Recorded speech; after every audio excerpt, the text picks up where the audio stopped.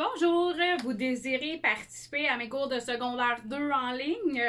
Eh bien, voici quelques informations qui pourraient vous être utiles. Lorsqu'on fait l'école à la maison, eh bien, il y a un projet d'apprentissage à remettre au ministère dans les 30 premiers jours suivant la date de retrait.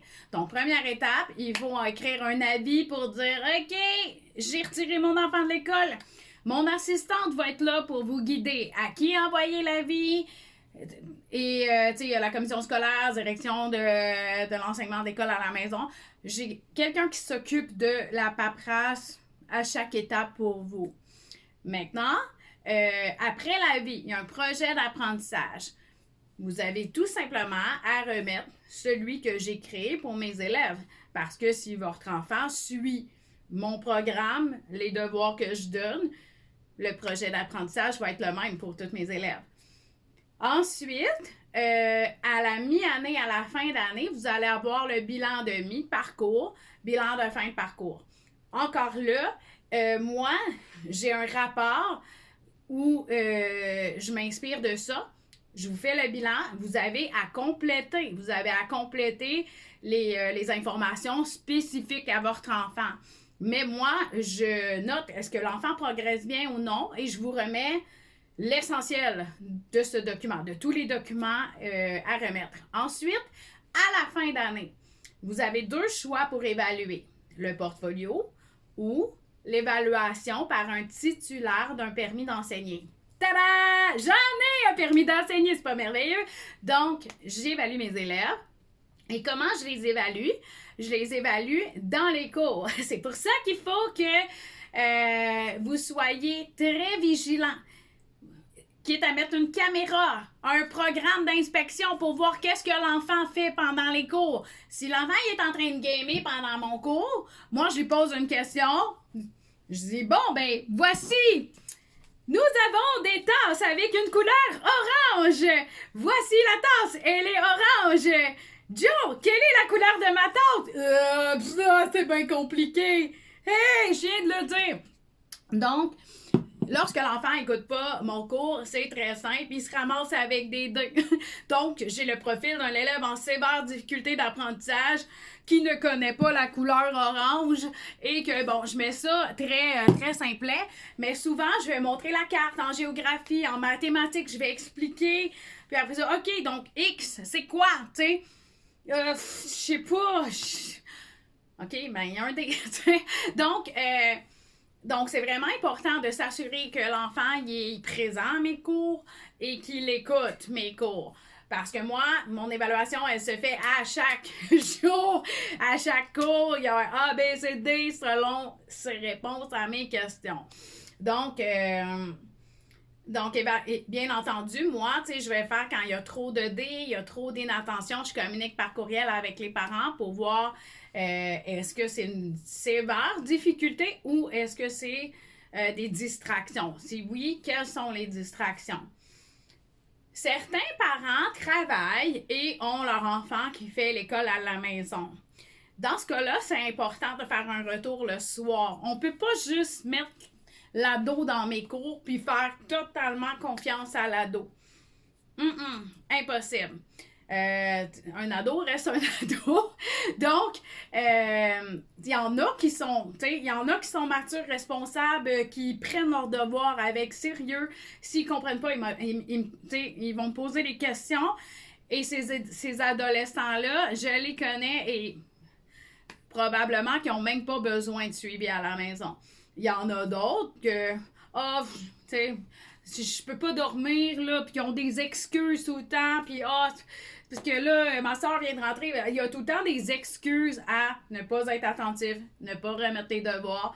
Puis ces adolescents-là, ils ont besoin d'un suivi au quotidien, là. Qu'est-ce que tu as vu avec Marjolaine? OK, on regarde le Google Drive. Moi, dans mes cours, j'ai deux choses. J'ai une super petite planification globale qui est ici. Donc, ce document-là, planification globale secondaire 2, se trouve sur mon Google Drive. Vous avez accès à tout mon Google Drive. Vous allez être guidé pour apprendre à naviguer dans mon Google Drive et trouver les documents.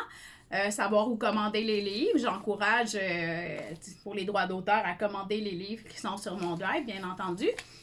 Et toutes les pages sont là. Hein. Par exemple, ici, j'ai la semaine du 7 novembre. Bon, mais là, dans chacune des matières, je dis quelle page je fais, dans quel livre. Donc, par exemple, ici, si on regarde ici, en mathématiques, c'est très simple. C'est juste des pages. Par contre, si on va voir dans Stairway, c'est écrit ici « Book 3 ». Puis là, il y a toutes les pages. Et un peu plus loin, quand on va arriver le 16 janvier, là, c'est écrit Book 4. Ça veut dire qu'on commence le 4e livre en anglais et ce sont les pages qu'on fait. Ensuite, même chose, hein, en géo, c'est les fascicules de géo à la carte. On a les territoires forestiers. Bien, c'est écrit forestier. Et en dessous, on a les pages qu'on fait dans forestier. Après ça, industriel, on commence le 23 janvier, tu sais. Donc, c'est vraiment de regarder c'est quoi. Et j'ai indiqué, là, on a des expériences. En sciences, quand c'est écrit EXP, c'est expérience. Il y a un document dans le dossier secondaire 2 qui s'appelle Expérience sciences secondaire 2. Donc, mon Drive est divisé, c'est très simple. Là. Il y a un dossier pour chaque matière. Puis dans le dossier sciences, bien, il y a expérience sciences secondaire 2. Et là, j'ai 11 expériences dans l'année. Bien, une, c'est pas une expérience, c'est un projet multimatière qui recouvre géographie, histoire, sciences. Et voilà. Donc, c'est pas mal ça pour les devoirs à remettre. Tout ce qui est des pages à faire dans les cahiers, ça, c'est votre responsabilité de corriger. Moi, je ne corrige pas les pages du cahier. Les pages du cahier, il y a des corrigés qui sont les corrigés qui sont accessibles. Maintenant, vous devez corriger les pages du cahier. Regardez que c'est bien fait. Moi, j'ai un document qui s'appelle Google Drive. Donc, ici, vous voyez mon ordinateur. Dans le dossier secondaire 2, ici, vous voyez, j'ai toutes les matières. Maintenant, il y a un dossier qui s'appelle Devoirs. Donc, ce dossier-là, Devoirs, je clique dessus. Ici, il y a les devoirs margeaux à faire. Bien, ça, c'est là qu'on a mes devoirs à faire. Je clique dessus. Il y a chaque mois de l'année. Donc là, on est dans le mois de novembre. Donc, dans le mois de novembre, eh bien, qu'est-ce qu'il y a à faire? Devoir margeaux secondaire de novembre. Je clique ici. Et qu'est-ce que j'ai?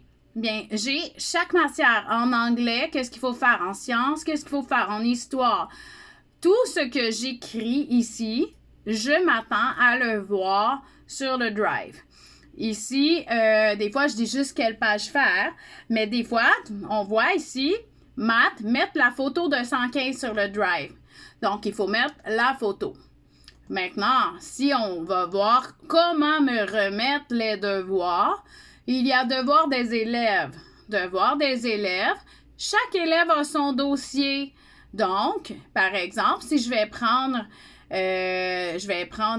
Elissa. Donc, Elissa, je m'en viens ici et je regarde en novembre. Et dans novembre, eh bien, il y a son devoir et elle doit mettre ses devoirs dans la semaine. Là, nous sommes la semaine elle a écrit tout un texte du 7 novembre. En anglais, dans chacune des matières, elle met son devoir. Je me sers de ce document-là pour l'évaluation. Donc, j'espère que ça répond à vos questions. Et puis, c'est sûr que pour le Drive, il va y avoir plus d'explications. Donc, j'espère que votre aventure de l'école à la maison se passera bien. Bonne fin de journée!